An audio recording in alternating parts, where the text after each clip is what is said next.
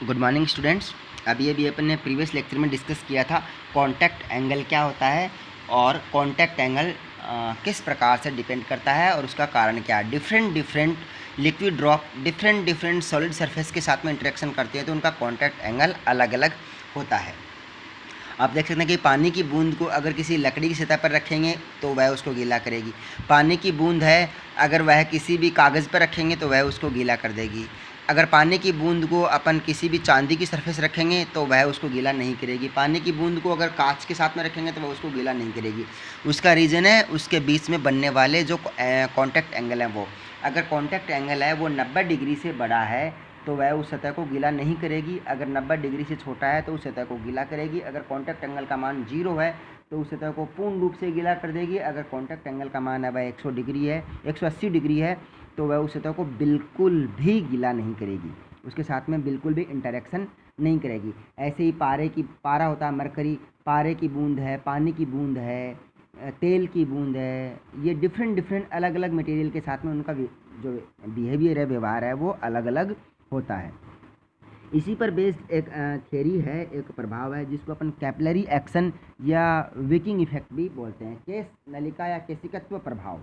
आपने देखा होगा कोई भी एक बहुत ही बारीक सी पतली ट्यूब ले ली जाए, एक खोखली पाइप, अगर उसको किसी लिक्विड में डुबो दिया जाए तो लिक्विड में डुबोने के बाद में उसमें एक निश्चित ऊंचाई तक जो कोई भी द्रव होता है वह अपने आप ही उसमें एक निश्चित ऊंचाई तक भर जाता है, चढ़ जाता है। यह डिपेंड करता है कि जो खाली ट्यूब है, जो खोखली नलिका ली गई है, उसका मटेरियल क्या है और वह किस प्रकार के लिक्विड में डुबोई गई है। अगर कोई कांच की ट्यूब है उसको पानी में डुबोया जाए, कांच की ट्यूब को पारे में डुबोया जाए, कांच की ट्यूब को तेल में डुबाया जाए, तो तीनों की हाइट अलग अलग होगी क्योंकि तीनों का कॉन्टैक्ट एंगल है वह उस जो केस ट्यूब है उसको केस नलिका बोलते हैं या कैपिलरी है उसके साथ में अलग अलग होगा। तो अगर उसके साथ में उस ट्यूब का इंटरेक्शन है, ट्यूब के सतह के साथ में इंटरेक्शन है वो अलग अलग होगा तो उसकी जो लिक्विड की जो चढ़ने की हाइट है उसमें वह भी अलग अलग होगी। तो जो कैपिलरी या कैपिलरी एक्शन या विकिंग इफेक्ट है वो एक्चुअल में है क्या, देखिए। Ability to a liquid to flow in a narrow spaces with the assistance of or even in opposition to external forces like gravity, कि किसी भी द्रव का किसी भी एक बारीक सी पतली सतह के ऊपर ग्रेविटी के विरुद्ध में चढ़ना ही जो है वह कैपिलरी इफेक्ट या कैपिलरी इफेक्ट या केस प्रभाव या केशिकत्व प्रभाव या विकिंग इफेक्ट कहलाता है। एक्चुअल में जो केस नलिका में किसी भी द्रव का एक खास ऊंचाई तक चढ़ना होता है वह गुरुत्वाकर्षण के विपरीत होता है। गुरुत्वाकर्षण जो बल होता है वह डाउनवर्ड होता है और जो भी द्रव है वह केस ट्यूब में, केस नलिका में h ऊंचाई तक द्रव के विपरीत दिशा में उस ट्यूब में चढ़ता है विदाउट एनी फोर्सेज, जब उसमें कोई भी बल नहीं लगाया जाता है। तो इसका कारण क्या है, तो यह जो इफेक्ट है वह due to intramolecular forces between the liquid and surrounding solid surface, कि यह जो किसी भी ट्यूब के अंदर किसी भी केस नलिका में खास h ऊंचाई तक जो जल है या द्रव है वह चढ़ता है, उसका कारण होता है अंतर आणविक बल। अंतर आणविक बल जो कि उस द्रव में और उस केस नलिका के पदार्थ की सतह पर लगने वाला जो बल है, जो अंतर आणविक बल है, उसके कारण से होता है। जो भी तभी मैंने अभी थोड़ी देर पहले बताया आपको कि अगर वह जो ट्यूब है वह अलग अलग पदार्थ की बनी हुई है, जैसे अपन 3 प्रकार के ट्यूब लेते हैं, कांच की ट्यूब लेते हैं, लोहे की ट्यूब लेते हैं या फिर एक रजत ट्यूब लेते हैं। रजत ट्यूब मतलब चांदी की ट्यूब लेते हैं। उस अगर पानी में डुबोएंगे तो उसमें अलग अलग ऊंचाई तक पानी है वह चढ़ेगा, क्योंकि पानी का जो कॉन्टैक्ट एंगल है या इंट्रा मोलिकुलर फोर्सेज हैं पानी के, वह कांच के साथ में, लोहे के साथ में या फिर चांदी के साथ में उनके प्रभाव अलग अलग होंगे। उसके जो वेटिंग एंगल या फिर उसके जो स्पर्श कोण है वो अलग अलग होंगे। तो अलग अलग स्पर्श कोण होने के कारण से उनके बीच में जो दाब का अंतर बनता है वह भी अलग अलग होगा। अब दाब के अंतर से क्या मतलब है, दाब के अंतर से मतलब यह है कि जब भी कोई भी लिक्विड है, अगर वह लिक्विड किसी भी केस नलिका में एक खास ऊंचाई h तक चढ़ता है तो उसका जो कारण होता है वह सरफेस टेंशन क्यों होता है? वह इंट्रामोलिकुलर फोर्सेज, और ये सब होते हैं दाबांतर के कारण से। दाबांतर का मतलब यहाँ पर यह है कि water surface is in narrow tube is in concave form, कि कोई भी पानी में, किसी भी पानी से भरे हुए पात्र में अगर किसी ट्यूब को डुबोया जाता है तो जो ट्यूब का जो किनारा है जहाँ पर पानी भरता है, उस छोर पर पानी की जो सतह है वह कॉनकेव शेप बनाती है, अवतल लेंस होता है उस जैसी शेप बनाती है कॉनकेव। तो कॉनकेव शेप ऐसी होती है, आप देख सकते हैं इसके बीच में जो बनने वाला कोण है वह इस प्रकार से होगा, थीटा। तो कॉनकेव शेप बनाती है। तो आप देखते हैं कि इस ट्यूब में ऊपर की तरफ जो खाली हिस्सा है उस पर जो दाब है या दबाव है, और डाउनवर्ड जो हिस्सा है उस पर जो दबाव है या दाब है वो समान नहीं है। समान क्यों नहीं है?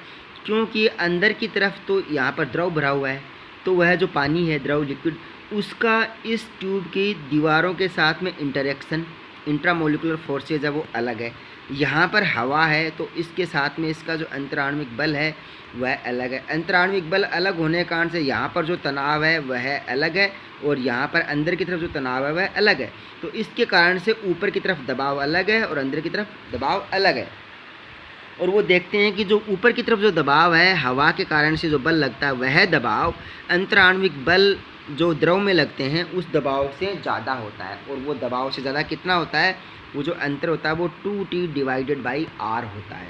अब ये 2T डिवाइडेड बाई R का मतलब क्या है ये समझिए आप, कि ये जो पूरा शेप अगर ऐसे मान लिया जाए, ये द्रव की बूंद है इस ट्यूब में, ये एक ट्यूब है, ये एक ट्यूब है, और इसमें द्रव की बूंद है, यहाँ इतना भरा हुआ है। अगर इस द्रव की बूंद को एक अगर स्फेरिकल गोलाकार रूप में मान ली जाए तो इसकी जो त्रिज्या है वह होगी R, त्रिज्या R, और उसके ऊपर लगने वाला सरफेस टेंशन है वह है T। तो जो सरफेस टेंशन है T, तो इन 2T डिवाइडेड बाई R, इतना दाबांतर उत्पन्न होता है, दाब अबव माइनस दाब डाउन, अर्थात जो ऊपर की तरफ दाब है, प्रेशर है, हवा के कारण से, जो एयर के कारण से सरफेस पर जो टेंशन क्रिएट हुआ है उसका जो दबाव है वह दबाव लिक्विड के कारण से दबाव से ज़्यादा होगा, और वो दोनों का अंतर है वह 2T डिवाइडेड बाई R। ये फॉर्मूला अपन एज ए न्यूमेरिकल ड्राइव करेंगे आने वाले लेक्चर में। तो आप देखते हैं कि जो दाबांतर है वह 2T डिवाइडेड बाई R है। तो 2T डिवाइडेड बाई R होने के कारण से ऊपर की तरफ दबाव ज़्यादा है और नीचे की तरफ दबाव कम है। और फिजिक्स का बेसिक प्रिंसिपल है कि कहीं भी कोई भी चीज़ है वो बहती किधर है, वह हमेशा इस प्रकार से बहता है कि कम दाब से ज़्यादा दाब से कम दाब की तरफ बहेगा। तो वो जो हवा है वह हमेशा कम दाब की तरफ जाएगी, और लिक्विड है वह उस हवा को फिल करेगा। तो इस प्रेशर को बैलेंस करने के लिए लिक्विड है वह ऊपर तक चढ़ जाएगा। अब जो हाइट है वह हाइट इतनी होगी कि वह जो दिया गया द्रव है उसका घनत्व कितना है, वह उस घनत्व के कारण से उस लिक्विड में भार कितना उत्पन्न होता है और उसके कारण से कितना गुरुत्वाकर्षण बल लगता है। तो वह जो गुरुत्वाकर्षण बल है वह इस दाबांतर को बैलेंस करेगा।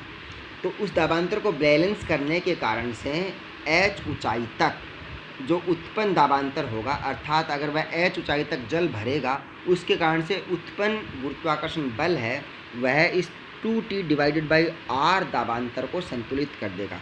उस ऊंचाई तक वह जल है वह चढ़ जाएगा और केशिकत्व प्रभाव उत्पन्न होता है। अर्थात केशिकत्व प्रभाव के कारण से, कैपिलरिटी इफेक्ट या विकिंग इफेक्ट के कारण से जल है या कोई भी द्रव है किसी भी टेस्ट ट्यूब में, किसी भी जो केस ट्यूब है उसमें h ऊंचाई तक चढ़ जाएगा। अब देखिए जो जल है उसकी हाइट किन किन बातों पर निर्भर करेगी, यहाँ पर स्पेशली द्रव की प्रॉपर्टी पर तो निर्भर करेगी कि किस प्रकार द्रव ले रहे हैं। अपन उसमें तेल ले रहे हैं या पानी ले रहे हैं या फिर अपन उसमें पारा ले रहे हैं या कोई भी लिक्विड ले रहे हैं, उसकी प्रॉपर्टी क्या है उस पर निर्भर करेगी, उसका घनत्व उस पर निर्भर करेगी, उसके कारण से लगने वाले सरफेस टेंशन पर निर्भर करेगी, और उसकी जो कॉनकेव शेप बनती है उसकी त्रिज्या पर निर्भर करेगी।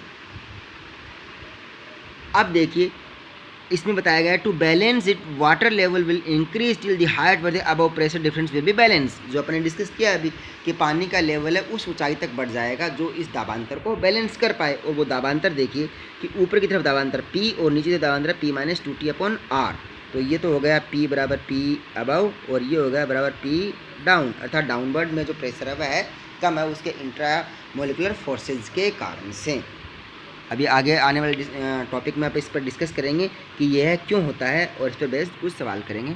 Thank you.